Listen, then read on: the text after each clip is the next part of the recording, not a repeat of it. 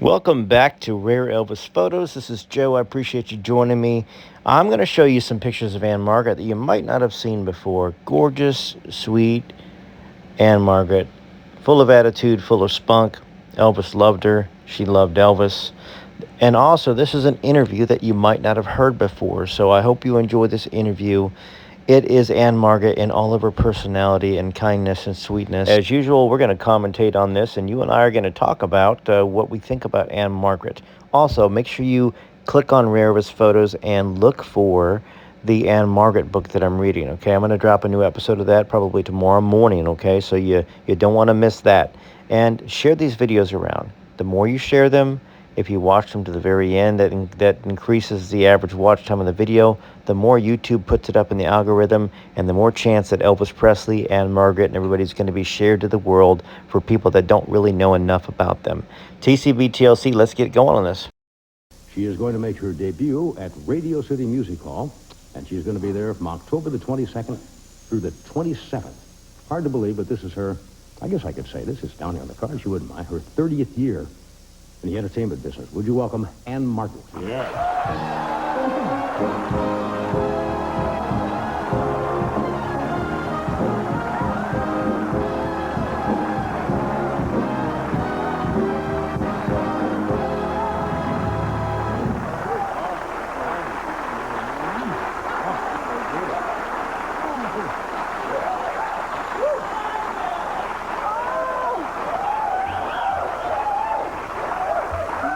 The years have been good to you. Thank you. Yeah, I almost, the audience almost gasped when I said 30 years in the entertainment business, but you started when you were just a little teeny child. Oh, yeah. Huh? Let's see, I started when I was about 17, 18 years old. Yeah. Yeah. I'm sure that put you around, You know. No. When does a woman become middle-aged?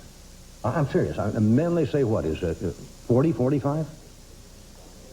Something like that. But what would it be for a woman? Because I don't consider you middle-aged. I don't know. It varies, doesn't it? Hello, gentlemen.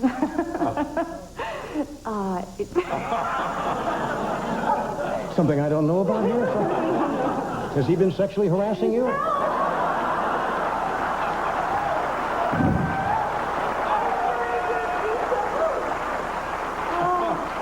Good to see you again. It really is. You look marvelous. You really do. Now, I briefly said in your dressing room, you're going to go to New York on October the 22nd and play, I guess, one of the great presentation halls of all times in the world, Radio City Music Hall. Yes. First time you've done it?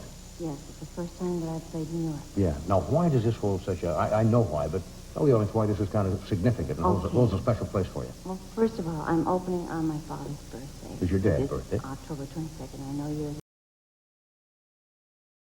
My third. I follow 1 year, not 1 day later. Yeah. And, That's when you're middle-aged. I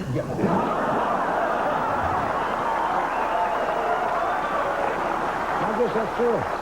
And one way to look at it. here's how it started. When Mother and I came from Sweden, from a little village, you've heard all this. No, I haven't. Okay. I know you're from Sweden, a little village in Sweden. And it's a village called Valsjöbyn near the Arctic Circle. And Daddy had come here before us, and it was during the war. And it was very, very dangerous to cross the ocean because of all the submarines and everything. So he went on a cargo ship around. And it was 5 years before we could join him. Right. And... so he came here first. Yes. Right. Yes. And we arrived on a big ship called the Gripsholm. And Daddy was there to meet us at the pier in New York City. And he had left when I was 1 year old. So Mom and I didn't speak a word of English, and Daddy took us around to all these different places. And I just couldn't believe it. Here I was from a little village with 150 people, and New York was just incredible. And we saw the Empire State Building and a couple of other places. Oh, I remember the Statue of Liberty and just being in awe of that. And then we went to Radio City Music Hall. Right. And, of course, I went in there, and I was overwhelmed. And then we saw a movie. Of course, Mother and I didn't understand a word of what they were saying. You spoke no English? No English at all, no. But then the stage show came on, and I just was floored. I had never seen anything like it. I just had never seen anything like it. I had never, and then there were the Rockettes. Rockettes? I had never seen one lady look like that. Right. And there were 36 of them. And they're still there. Not the same ones, of course. I always remembered it. I always remembered it. It was just so exciting. Oh, and there was smoke coming out and animals coming out of things and symphony orchestras. And I always remembered it. And then in 1963, Bye Bye Birdie premiered there. Mm-hmm. And so I took Mom and Dad there. And just before we went in, we looked at the marquee, and one of the names there was my name. And Mom and Dad and I looked at one another, and we had tears in our eyes. And then we went in and watched the movie, and then, of course, I could understand the words. And then the third time was 1978. They were going to close it down and make it into a parking lot. And so they called, and we did in fact, I was here promoting that, a Rockette, a television special, 2-hour special with Gregory Peck and Beverly Sills. The same Radio City Music Hall? Yes, Sam Vereen and the Rockettes and everything. And that was a television show that was 1978. And from that moment on, there's always been an act there. Yeah. I can see why you'd be excited. I mean, to come here and not speak and then come back and see your name up above Radio City Music Hall. It's incredible. The reason you speak English so well is because you were so young when you came here. That's why you have absolutely no trace of Swedish accent, right? Right. Which is, can you still speak Swedish? Ja, visst kan jag det. What? Vet du vad, jag tror att du är utmärkt. Förstår du mig? Ja. Vet du vad jag säger? Humorty dog. Bara bra. Does that mean anything? Ja. It means how are you today? How are you? Humorty dog. That's all I know. Men vet du vad, jag vill säga till dig igen. Absolutely. Jag tror att du är utmärkt. I am into our... Jag tror att du är utmärkt. It sounds so good. What does that... What does that mean? I said, I think that you are outstanding. Oh, good.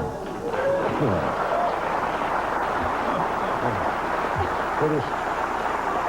It is so cheesy to fish for compliments, but why not? I've got to do something here, and then we're going to come back. You want to look? That was nice, huh? Viva Antivel... No, excuse me. The Agony of Defeat. Isn't that the guy who went over? Is that the guy from Sweden? Yes.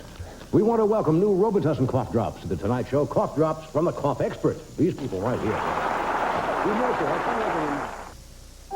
Every dance class, every photo session, every step of the way, everything's led to this moment in New York. Let's do it. At Radio City, Ann-Margret with the Rockettes for 8 shows only. Do it. Call Ticketmaster today.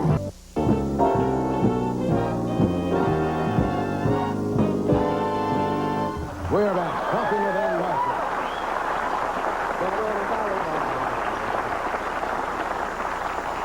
You mentioned Bye Bye Birdie was 19... What year was that? It came out in 63. Now, before that, I think we touched on this before. You made a series of pictures out here. Occasionally you see them. I mean, what the real early stuff. Motorcycle type. Didn't you do one with Joan Namath? Sure. The motorcycle thing, and then you worked with Elvis in the early years, and you always played kind of the sex kitten. And you got typed into that kind of a role for a while. It was difficult to get out of, was it not? Well, I did... no. Well, you know, this town actually kind of wrote you off a couple of times, saying, hey, that's all Ann-Margret can do is come out and shake her, Feet. shake her feet. Feet. Right, or shake her seat, yes, of course. Yes. But no, I did 1964. I did, let's see, Once a Thief, directed by Ralph Nelson. Right. I did, I did Cincinnati Kid. Oh, that's great. I did RPM. Yeah. Anthony No, I'm Quinn. not saying you didn't make good pictures. I'm saying you made a lot of those kind of, what they call, exploitation pictures at the time. Yes. Yeah. And then all of a sudden, was the Carnal Knowledge the first huge thing? That probably was the one that most people saw. Yeah. Yes. Did that bother you during that period when people were saying, oh, that's all she does? Didn't bother me. What does that mean? It's just rhythm. Cheer up. You know. I can't help it. You just make me... Well, that's what I'm here for. going to miss you, you know. What? I couldn't believe it. I mean, did you all see that show, the 29th show? Oh, come on. Isn't that incredible? And every year I say to him, oh, it's better. Each year it gets better and better. But When did I lose control of this interview? No. It's just... All of a sudden, I was just going somewhere, and you but took it away. you're going to come back and make appearances, Oh, I'll aren't come you? back and do things. Ed says I can come on Star Search anytime I want. I did it my way. Okay, judges, what did he get? I'm sorry, here's the winner. There's some guy who has a flute in his house there out of it. He'll win, and I'll... Now, that there is one of the main reasons that we love Ann-Margret so much and why we just wish that she would have been with Elvis. She was honest and she was enthusiastic about other people than herself. She was not inward when it came to sharing the adoration, love, and kindness. She really cared about other people. Be out of business. Okay, I'll try something else now. No, I just want to make sure you're coming. Oh, sure, I'll be around to do something. What was I going to say? I forgot what the hell it was. You don't go out much, do you? You're very private. Yes. I've known you for a number of years, and you're married to Roger Smith, of course. I never see you around. That's right. You say mainly at home, or do you just do things privately, the two of you? We stay mainly at home, and now we just bought a home in Aspen, Right. and we stay mainly at home there, Right. except for the skiing and everything. We have friends over, obviously you and your wife. Well, what, a decade? Something like that. Well, I'm not begging again, No, I mean, but I'm going to have a lot of free time. Maybe a little barbecue in the old backyard? no, well, this wife and you have not been to our house. That's true. That's true.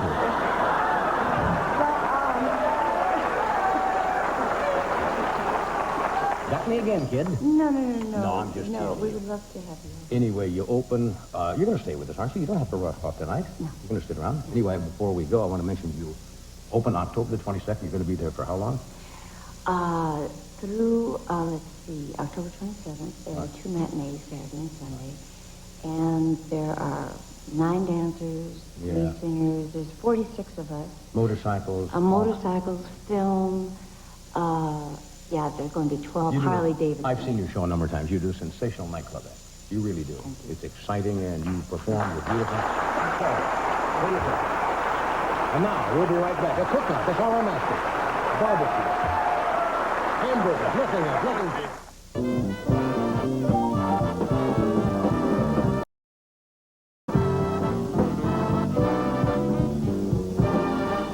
Okay, my next guest, folks, is, as I mentioned earlier, here's a bright young comedian who is back for his second appearance with us. John's going to be at the Dallas Improvisation October 15th through the 20th, and at the Comedy Corner in Tampa, Florida, the 22nd of October through the 27th. Would you welcome John Hinton? John?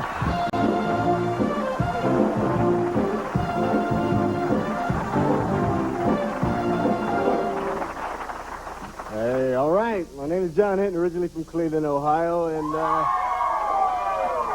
right, that'll work, yeah. I've been tripping out, man. I'm a big music fan. I was watching the MTV Music Awards. Did you see Prince? Just walking around, yellow jumpsuit, booty just hanging all out. Somebody got to help that boy. You know, because when he wears stuff like that, it reminds me of that song he was singing in '85 where he said, "Maybe I'm just like my mother." Yeah, a bit too much like your mama for me, Hoss. Put a little bass in your voice. Act like your daddy a little bit, all right? Huh, I mean, I love Prince, but he always walk around half naked. I saw him in '81, the Dirty Mind tour. He come bouncing out in some bikini panties, a raincoat on, and high-heel shoes. And the brothers back in Cleveland, we wasn't ready for this. Because the announcer was like, "Ladies and gentlemen, please welcome to the stage Prince." We're like, "Yeah, Prince, that's my boy. That's my old look, he got panties on, man."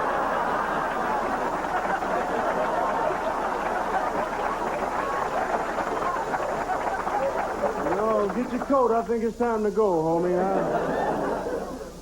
Strange, man. Music is weird. They got these little young groups out now. They got a group out called ABC. Little kids walking around. I swing my beat at the playground. You know what I'm saying? You know. I'm thinking kids 6 years old should not be this damn cool. Little boy walking around with a beeper on. Like, who the hell gonna beep him? Nobody but his mama tell him to bring his butt on home.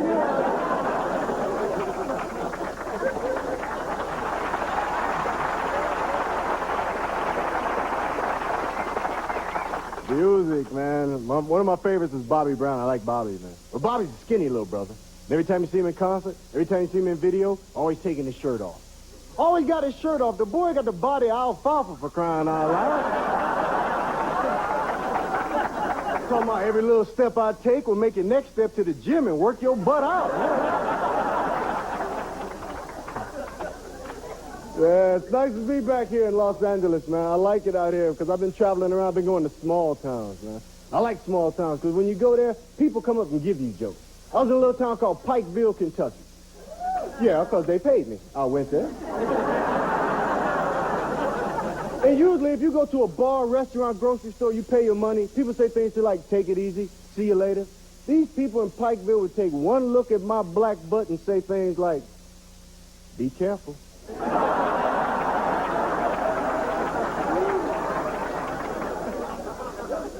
Went to a little town called Lancaster, Pennsylvania. Small town. And you go there, you don't expect to meet any celebrities. I walk into a club, I see this guy named Charles Barkley plays for the 76ers. Charles, big dude, 6'7", 260 pounds, biggest brother I ever saw in my life. Right next to him stands up a guy named Manute Bol. For those you don't know, Manute Bol is the brother from Africa, 7'7" tall. Legs big as me. And he walked around with a 76ers t-shirt on like we couldn't guess what the hell he did for a living.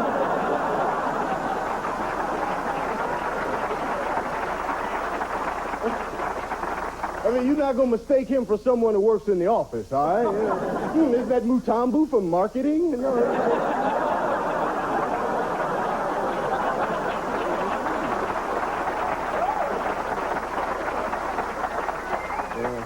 See, basketball is cool with me. I like violent sports. Football I love, boxing, hockey. I like hockey. Because you can fight in this game, knock somebody's teeth out, and get a 5-minute penalty. What a bargain. Man, I'll be out there every game. Pow! And I'll be back in 5 minutes to whip your butt some more.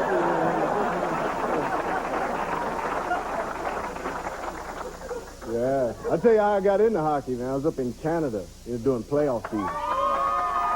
They go crazy up there, man. I was watching, they got all these French Canadians playing, and you can't pronounce any of their names. Like the guy that plays goalie for Montreal. Last name is spelled R-O-Y. I'm thinking Roy.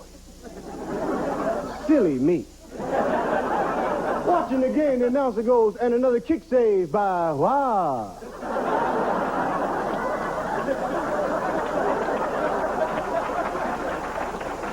Wow, what game you watching, man? That's Roy right there. Took me 10 minutes to figure out who Wow was. Strange stuff. Yeah, so like I said, man, I just travel around and I see some crazy things when I travel around, man. I get in a lot of trouble, too, man. Got in trouble with credit cards. 8 credit cards, every one of them up to the limit. 8 cards, every one of them maxed out. That's why if I lose my wallet, I don't care.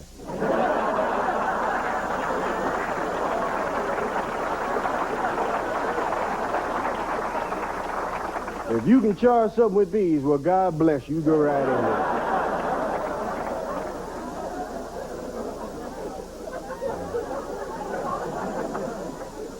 Sometimes they help you out, though, man. I got a speeding ticket down in Mississippi. Yeah.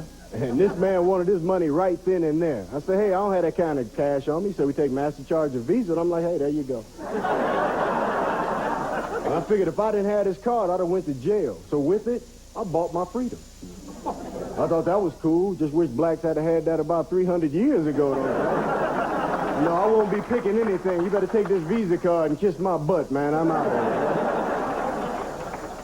Yeah, strange things happening, man. Just got involved in this relationship, man, which is wild, man. Oh, this is stuff. This is good. Oh, yeah, this is good. Yeah. Say what? Ah, good. Ah, see? Very smooth right here, man. National TV, I'm smooth. Rico Suave.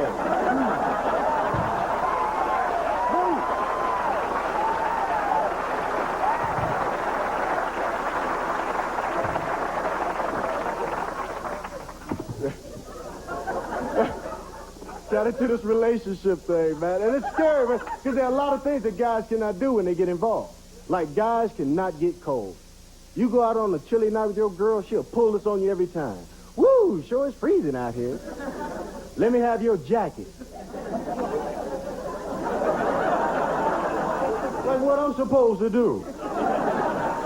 Oh, here, take my jacket. I'm a man. I should not get cold. That's how it might work for some guys, but not moi.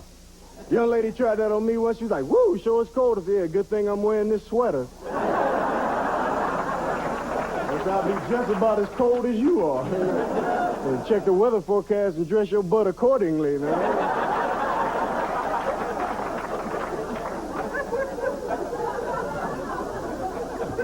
Strange thing. One more thing, I got to get out of here, man. I'm moving out to L.A. I like L.A., man, because you got aggressive women out here. You got pretty aggressive women. I was sitting at a club, sitting in the booth with my girlfriend. I see this attractive woman at the bar, and she's checking me out. She's blowing me kisses, licking her lips, and I'm like, yo, I'm kind of with somebody right now. I mean, where was you at last week when I was dialing 976 numbers, you know? And she kept on, man, just blowing me kisses. I'm like, yo, you talking to me? And she pointed to me and pointed to my woman, too. And I said, baby, I think this attractive woman wants to take both of us home, and I've never done anything like that. I think that's disgusting. 3 people in bed. I would never, ever do anything like that, unless, of course, you wanted to. Well, I hope you enjoyed the Ann-Margret interview and some of the comedy by John Hinton. Of course, the photos of Ann-Margret, okay? What a beautiful woman, inside and out. I'm a big fan, and I know that the majority of you are as well. If some of you are not fans, that's okay. You can let us know, perhaps why.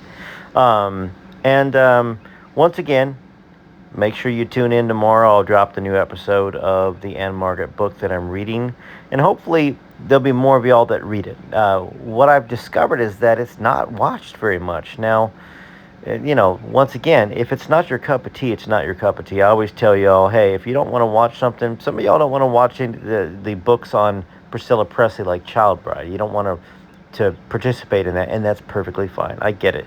Whether you're a Priscilla fan or whether you just don't like her and that you just can't stand hearing anything about her, I get it. You have the right to choose, and I appreciate everything that y'all do choose. Hope you have a wonderful day. This is Rare Elvis Photos, TCB, TLC. Till next time.